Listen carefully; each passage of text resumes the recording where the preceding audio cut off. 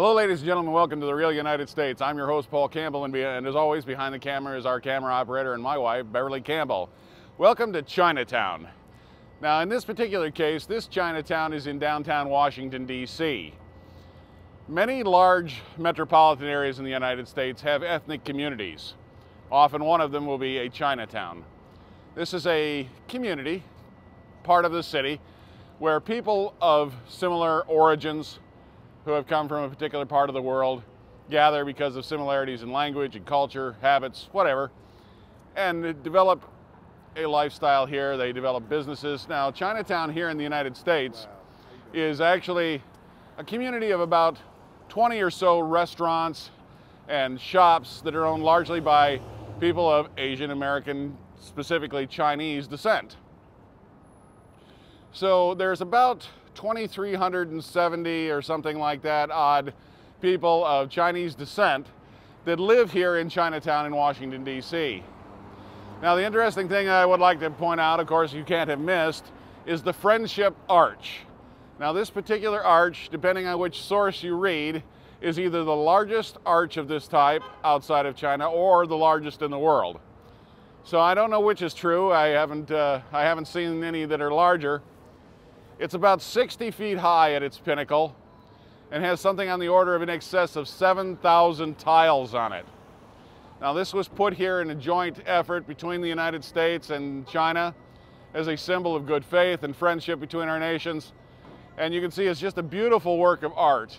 And that's really what it is. It's simply a work of art that's here on public display. It stretches over the street here in Washington, D.C. Just a gorgeous example. I don't know what it says on it. Perhaps some of my viewers can leave a comment and tell me. Now, as you can see, I'm right here on the edge of the street in downtown Washington. There's a lot of traffic, a lot of people out, even though it's quite early on a Saturday morning. So not busy as it is during the week, but still quite a busy place. Very densely populated city we have here.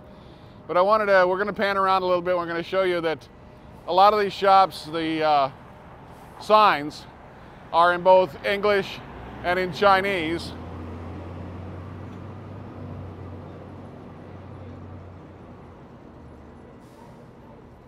And some of these shops are specifically shops that are, Chinese restaurants or shops, and others are domestic shops. But you'll notice in this town, in this part of this community, that a lot of the signs are bilingual, English and Chinese, because this is a predominantly Chinese community we're in. So it's very quaint, very picturesque, a lot of color and beautiful architecture that they've used here to really make it feel as though it's, very much like what you might see in some of the more,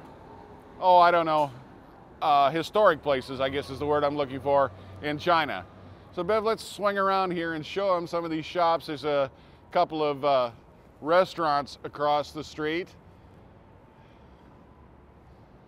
You see that the signs are bilingual. Beautiful colors and the tile roofs on the top. And very quaint. And this is mixed in with some of the historic architecture of Washington, D.C. here. That's probably was built in the 19th century.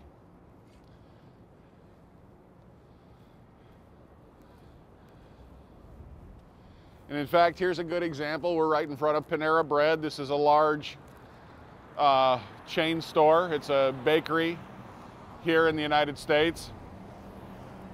Now this particular one doesn't have bilingual writing on it, but I have seen some of the other shops like a McDonald's and a Chipotle Mexican grill that have bilingual English and Chinese writing on them. It's kind of interesting. And we are literally in the heart of the city of Washington, D.C.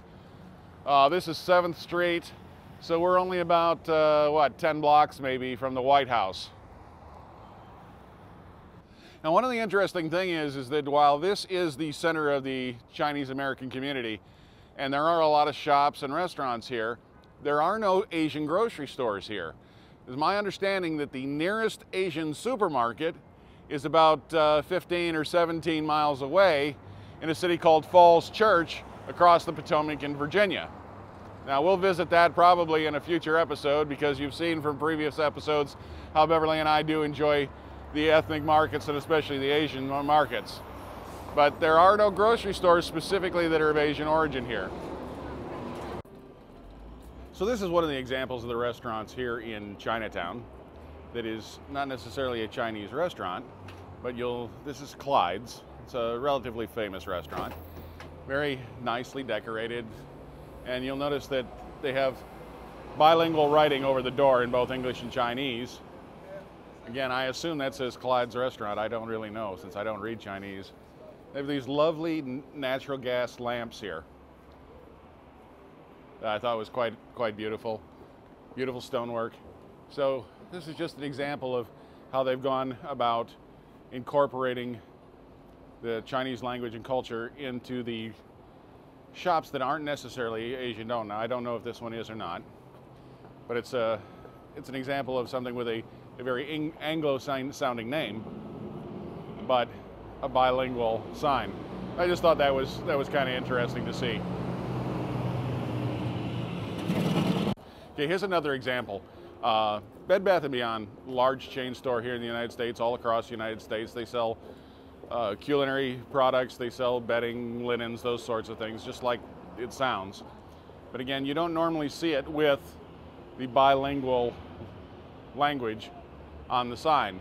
So another example here in Chinatown of the extent they've gone to incorporate the theme of the neighborhood into every business along these couple of streets along. It's about 2 blocks in each direction, so maybe a 4-block area that really contains what they consider to be Chinatown in this area. So we'd like to thank you for joining us here on The Real United States. We hope you enjoyed your trip here to Chinatown in downtown Washington, D.C. We hope you'll pick, subscribe, and join us for future episodes. Come along for the adventure. If you got questions or comments, please leave them in the comments section below. I love hearing from all of you. We try to get back to everybody as soon as we possibly can. And as always, thank you for watching.